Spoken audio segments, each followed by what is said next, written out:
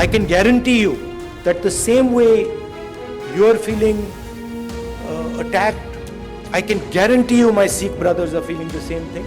I can guarantee you my Christian brothers are feeling the same, sisters are feeling the same thing. 1980 में उन्हीं की सरकार थी जब दिल्ली की सड़कों पर सिखों के खून से होली खेली गई थी। तो आपको ये बोलना चाहिए कि मुसलमानों पर अगर हो रहा है तो क्या हो रहा है। क्या सोचा था और क्या हो गया। अमेरिका में मुसलमानों पर दिए गए बयान को लेकर ये तो राहुल गांधी ने भी नहीं सोचा होगा कि उनके वाले बयान पर ऐसा घमासान मचेगा।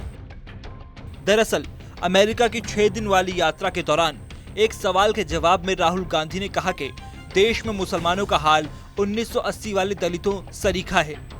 The best way for me to explain that is the line,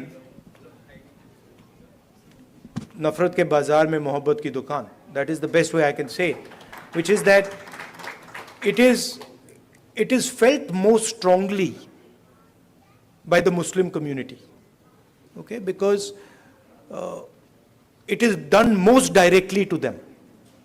But in fact, it is being done to all minorities.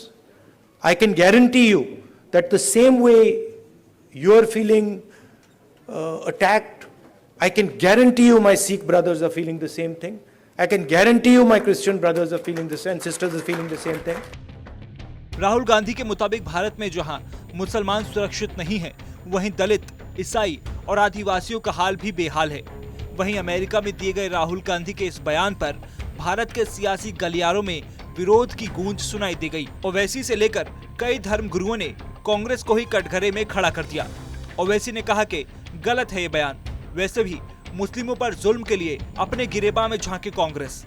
1980 में राहुल गांधी नहीं जानते कि यूपी में सरकार उनकी थी तो हाशिमपुरा हुआ, मलियाना हुआ।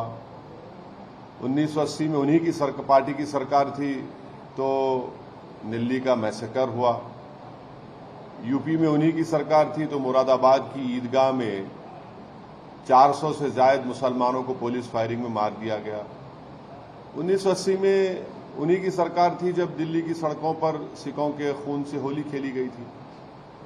तो आपको ये बोलना चाहिए कि मुसलमानों पर अगर हो रहा है तो क्या हो रहा है। राहुल गांधी के बयान पर ओवैसी ने कांग्रेस आलाकमान और कांग्रेस शासित सूबे की सरकार पर भी सवाल उठा दिए। दूसरी ओर अखिल भारतीय इमाम संगठन के मौलाना उमर अहमद इलियासी ने भी राहुल के बयान पर ऐतराज जताया है। मैं समझता हूं कि जिनको डर है खुद का, वो दूसरों को डरा रहे हैं। तो मुझे लगता है कि आज मुसलमान जिस तरह से देश के अंदर मिलकर चल रहा है, जिस तरह से आज मोदी जी की सरकार में जिस तरह से मुसलमानों को आगे लेके जाया जा रहा है, तो मुझे लगता है कि शायद उन लोगों को ये शायद बर्दाश्त नहीं हो पा रहा। देश में मोहब्बत की दुकान और विदेश में पीएम और देश का अपमान। बीजेपी ने इन्हीं आरोपों के साथ राहुल गांधी के इस मुस्लिम वाले बयान पर पलटवार किए हैं। पाक अधिकृत कश्मीर से आवाज उठ रही है कि हमें भी अब इस पाकिस्तान से मुक्ति दो, भारत के अंदर फिर से वापस लागने का कार्य करो। वे मांग वहां पे उठने लग गई है। आपने देखा होगा पाकिस्तान के अंदर की क्या स्थिति है।